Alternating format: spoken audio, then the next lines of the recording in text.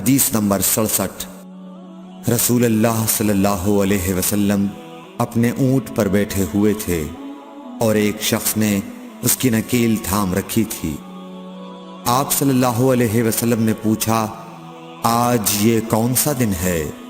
ہم خاموش رہے حتیٰ کہ ہم سمجھے کہ آج کے دن کا آپ کوئی دوسرا نام اس کے نام کے علاوہ تجویز فرمائیں گے۔ پھر آپ صلی اللہ علیہ وسلم نے فرمایا، کیا آج قربانی کا دن نہیں ہے؟ ہم نے عرض کیا، بے شک۔ اس کے بعد آپ صلی اللہ علیہ وسلم نے فرمایا، یہ کون سا مہینہ ہے؟ ہم اس پر بھی خاموش رہے اور یہی سمجھے کہ اس مہینے کا بھی آپ اس کے نام کے علاوہ کوئی دوسرا نام تجویز فرمائیں گے۔ پھر آپ صلی اللہ علیہ وسلم نے فرمایا، کیا یہ ذو الحجہ کا مہینہ نہیں ہے؟ ہم نے عرض کیا، بے شک۔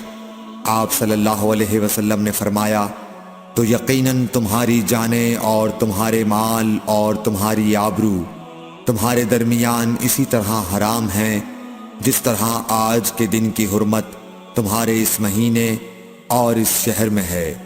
پس جو شخص حاضر ہے اسے چاہیے کہ غائب کو یہ بات پہنچا دے، کیونکہ ایسا ممکن ہے کہ جو شخص یہاں موجود ہے وہ ایسے شخص کو یہ خبر پہنچائے جو اس سے زیادہ یاد رکھنے والا ہو۔ صحیح بخاری۔